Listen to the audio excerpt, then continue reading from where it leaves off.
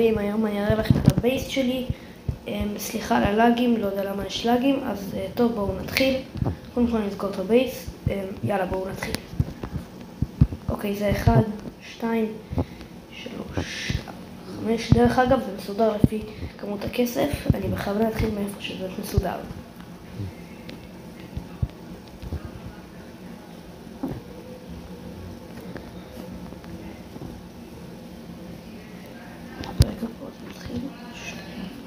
אוקיי, כאן זה, לא סליחה, שאתם ככה, ואז אלה, ו-16 מיליון, 16 מיליון, ו-165 מיליון. אז חברים, לא סתם הראיתי לכם את הבייס שלי. אני ממש מחפש טריידים בשרת של אחותי, אבל אני לא עושה טריידים על בריינרוטים שלמעלה, ממש שם.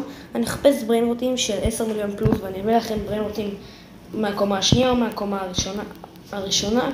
תבחרו אתם. אז טוב, מי שרוצה טריידים שירשום בתגובות, ויאללה ביי.